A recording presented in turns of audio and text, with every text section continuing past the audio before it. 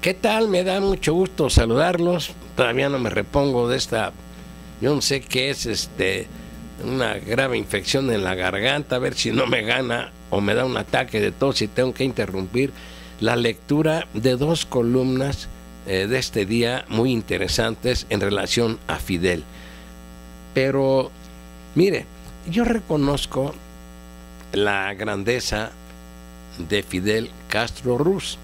Tuvo cosas que son sometidas al escrutinio público.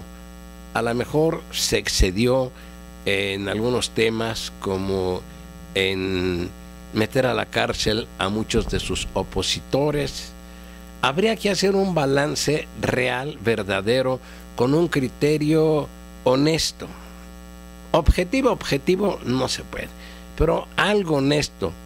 Yo admiro la obra de Fidel, a pesar de que hay cosas que de él no me agradaban, pero un hombre que triunfa en dos intentos para derrocar a un gobierno como el de Batista, un gobierno tan dañino porque Batista ya había convertido a Cuba en el prostíbulo de los Estados Unidos. Fidel resistió embates, supo eludir quién sabe cuántos atentados.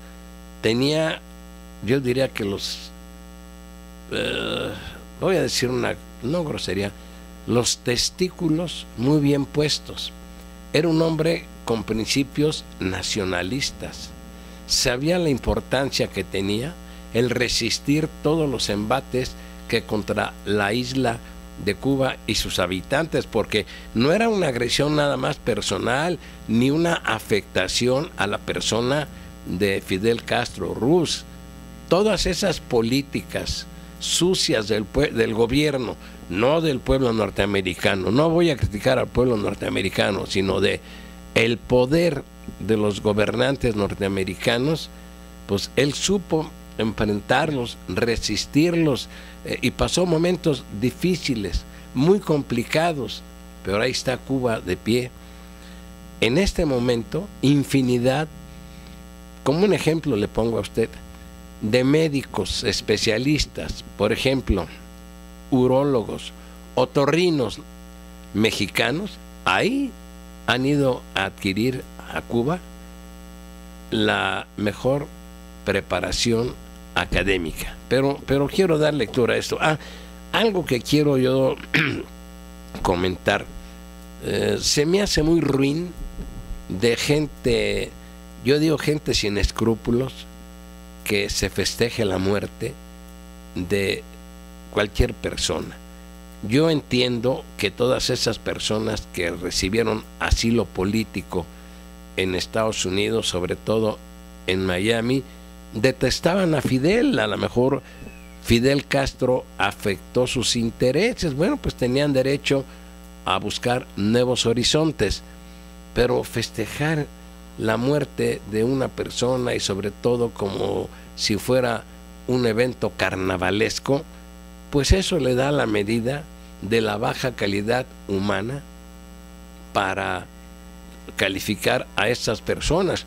Yo pudiera aceptar que criticaran las cosas negativas de Fidel, que desearan un mejor destino para Cuba, como yo lo deseo, pero burlarse, hacer mofa de la muerte de una persona, pues eso pinta de cuerpo entero la baja calidad moral de esas personas, que yo no sé si fueron asusadas por el poderío norteamericano, pero bueno, va a ser muy difícil que destruyan la imagen y toda la obra que hizo Fidel Castro Ruz, que repito, hay cosas con las que yo no estuve muy de acuerdo en algunos aspectos de su política interna, pero si ponemos en una balanza, fue más lo bueno que lo malo,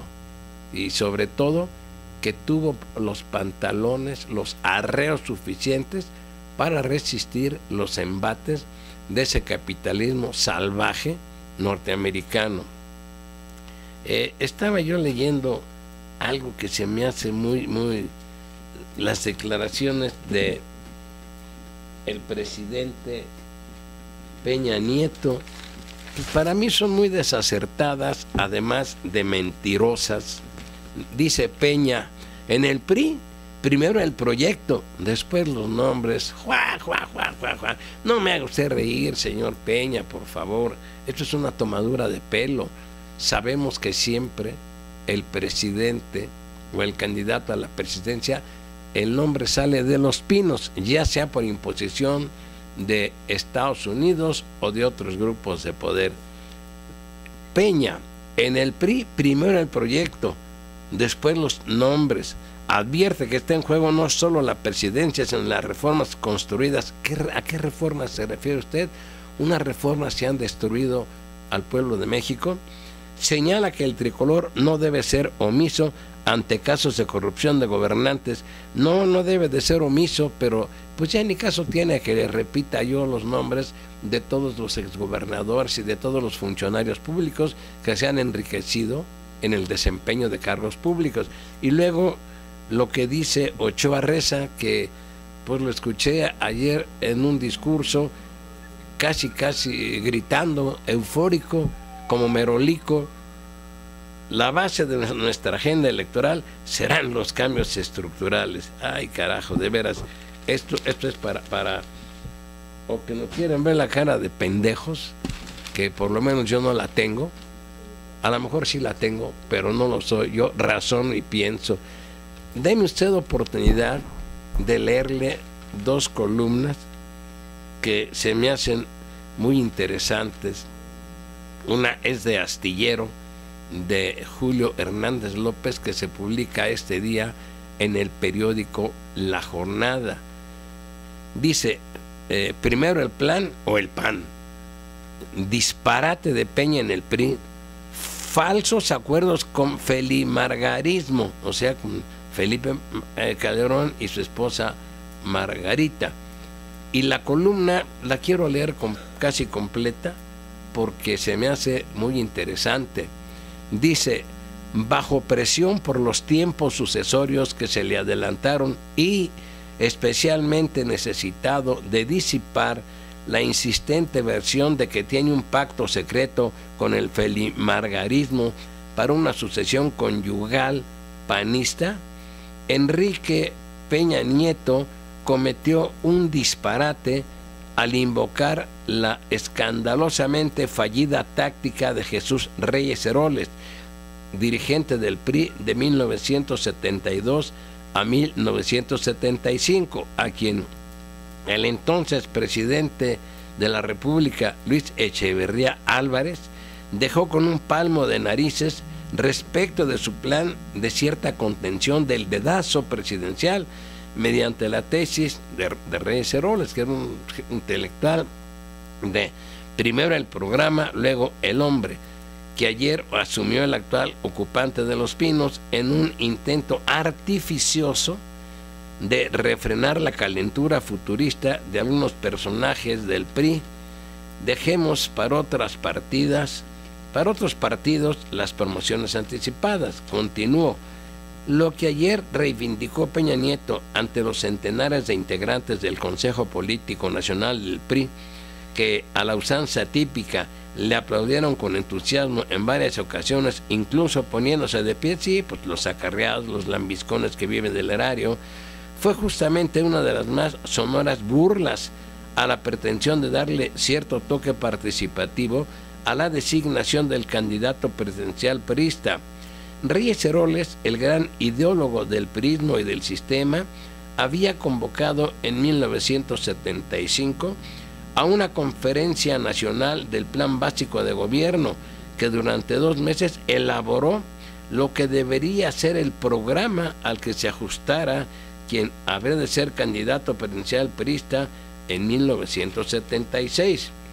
El punto cumbre de ese intento democrático fue el 25 de septiembre de 1975, cuando Reyes Heroles presidía la 8ª Asamblea Nacional Ordinaria y 5ª Convención Nacional del PRI en la Ciudad de México. En plena conducción de esa reunión, un militar le informó al presidente del Partido Tricolor que Los Pinos requería que contestara de inmediato una llamada telefónica. Jesús Reyes Heroles pidió que se entendiera que estaba presidiendo tan importante sesión y que se reportaría en cuanto le fuera posible. Insistió Los Pinos. Jesús Reyes Heroles dejó la asamblea, llamó a la casa presidencial y Luis Echeverría solo le recordó que tenía cita a las 13:30 horas de ese mismo día. En su libro Orfandad, el padre y el político, Federico Reyes Heroles González Garza relata que Echeverría así demostró a la asamblea priista que el mando estaba en Los Pinos. Luego, ya en la cita acordada ese mismo día, sin más, Echeverría le dijo a Jesús Reyes Heroles: permíteme presentarte a nuestro candidato. Tomó la bocina y dijo que entre el candidato, y apareció José López Portillo. En ese momento le pidió su renuncia al PRI a Jesús Reyes Heroles.